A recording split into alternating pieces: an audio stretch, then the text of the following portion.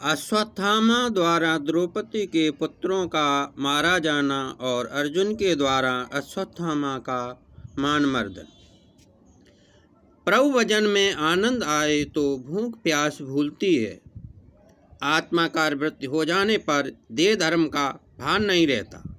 कौरव और पांडवों का युद्ध समाप्त हुआ है। अश्वत्थामा ने विचार किया कि मैं भी पांडवों को कपट से मारूंगा। पांडव जब सो जाएंगे तब उनको मारूंगा। अरे, जिसे भगवान रखे उसे कौन मार सकता है। प्रभु ने सोए हुए पांडवों को जगा दिया और कहा कि मेरे साथ गंगा किनारे चलो। पांडवों को श्री कृष्ण पर कितना दृढ़ विश्वास। द्वारकानाथ जो कहते थे वे वही करते थे। वे कोई प्रश्न भी नहीं पूछते थे। पांडवों को प्रभु में पूर्ण विश्वास था। पांडव स्वतंत्र नहीं थे मगर प्रभु के अधीन थे।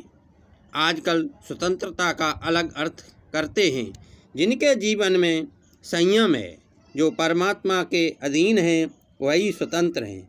ऐसे पांडवों के कुल में परीक्षित का जन्म हुआ है। पांडवों को लेकर श्री कृष्ण गंगा किनारे आते हैं। प्रभु के कहने पर भी द्रौपदी के पुत्र नहीं आए। बालक बुद्धि है न। वे बोले कि आपको तो नींद नहीं आती है, हमको तो नींद आती है। आपको जाना हो तो जाओ। परिणाम यह हुआ कि अश्वत्थामा ने द्रौपदी के 5 पुत्रों को मार दिया। दुख में समझदारी आती है। प्रभु से एकाध दुख मांगोगे कि जिससे अक्ल ठिकाने रह सके। जो सब प्रकार से सुखी हो जाता है वह दीन बनकर प्रभु के सामने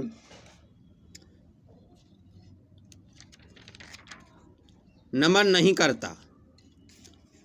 आज कृष्ण निष्ठुर बने हैं। द्रौपदी के आंसुओं को देखते भी नहीं। आज द्रौपदी रो रही है परंतु द्वारकानाथ को दया नहीं आती है। नहीं तो द्रौपदी का रुदन श्री कृष्ण से सहन नहीं होता था।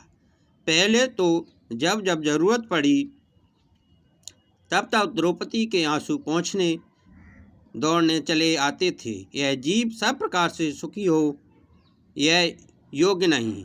एक दुख मनुष्य के हृदय में होना ही चाहिए कि जिस दुख से विश्वास हो कि भगवान के सिवा मेरा और कोई नहीं है।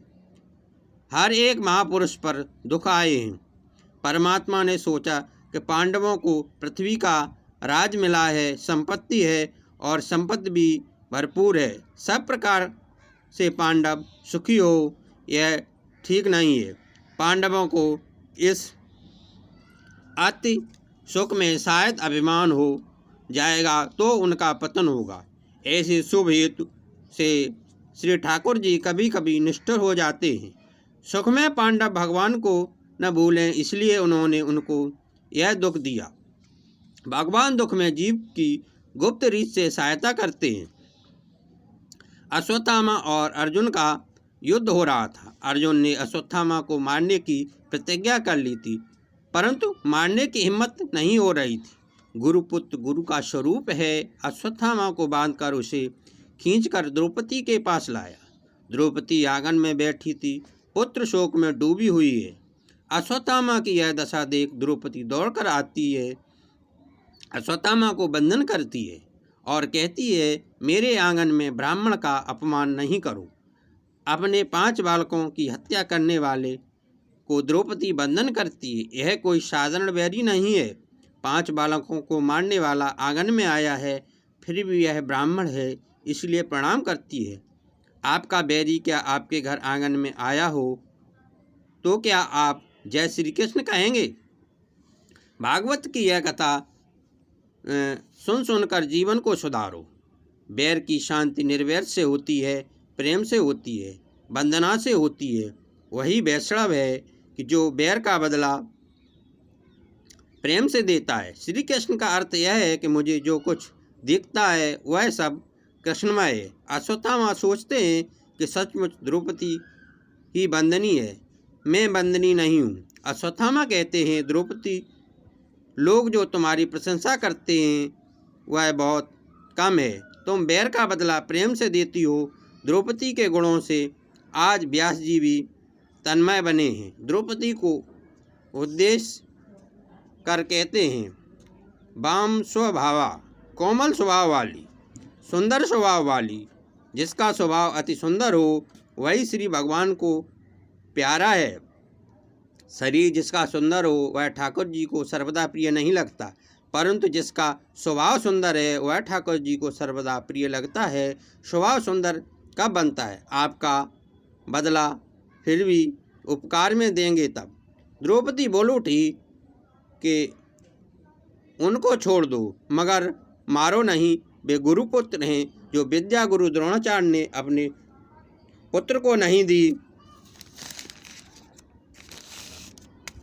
वह आपको दी है। क्या आप यह सब भूल गए हैं? ब्राह्मण परमात्मा का स्वरूप है। गाय लूली लंगड़ी बाँझ हो तो भी गाय का शगुन मानते हैं, भैंस का शगुन कभी नहीं मानते हैं। गाय और ब्राह्मण माननी है। द्रौपदी तो दया का स्वरूप है। दया रूप द्रौपदी के साथ जब तक हृदय शादी न करे तब तक श्री कृष्ण उसके सारथी नहीं बनते। अर्जुन जीवात्मा गुड़ाकेश और श्री कृष्ण ऋषिकेश हैं। यह जोड़ी तो इस शरीर रूपी रथ में बैठी है। इंद्र रूपी घोड़ों का रथ प्रभु को सौंपेंगे तो कल्याण होगा। इंद्रियों के स्वामी श्री कृष्ण हैं। ऋषिकेश युधिष्ठिर यही धर्म है, भीम यही बल है, सहदेव नकुल यही बुद्धि और ज्ञान है। इन चार गुणों वाला जीव यह अर्जुन है।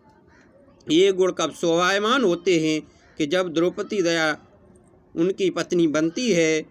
जीव दया द्रौपदी के साथ विवाह करता है, तभी द्रौपदी कब कैसे मिले? जब धर्म की माने तभी। परमात्मा सारथी भी तब बनता है और उसी का होता है कि जो धर्म को बड़ा मानता है। आज तो लोग धर्म को बड़ा नहीं मानते हैं, धन को बड़ा मानते हैं।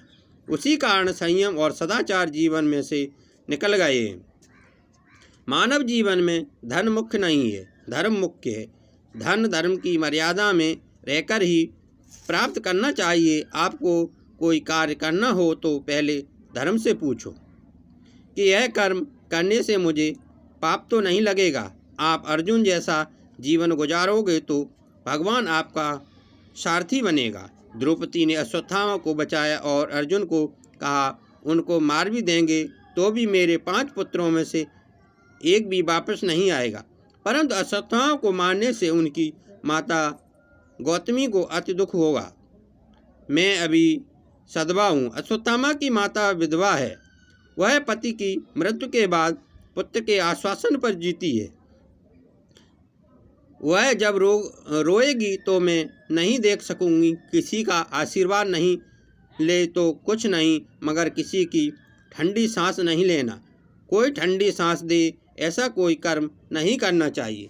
जगत में दूसरे को रुलाना नहीं, आप रो लेना। रोने से पाप जलता है। रोने से एक दिन परमात्मा सुनता है, कृपा करता है। रोने से सुखी हुआ जा सकता है।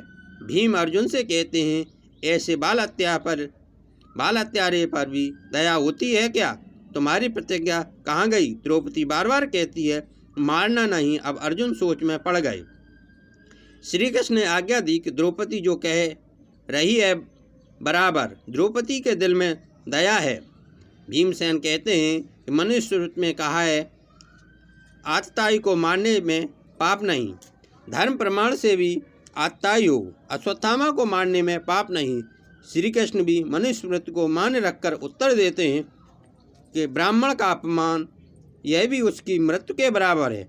अतः अश्वत्थामा को मारने की जरूरत नहीं है, उसका अपमान करके निकाल दो। अश्वत्थामा का मस्तक नहीं काटा, परंतु उसके माथे में जन्म सिद्ध मणि थी, वह निकाल ली। अश्वत्थामा तेजहीन हो गए। जब भीमसेन ने सोचा कि अब उसको मारने से क्या बाकी रहा, अपमान तो मरण से भी विशेष है, अपमान प्रतिक्षण मारने के बराबर है। अश्वत्थामा ने सोचा, इससे तो मुझे मार ही दिया होता तो अच्छा होता। हरिओम। शांति शांति शांति।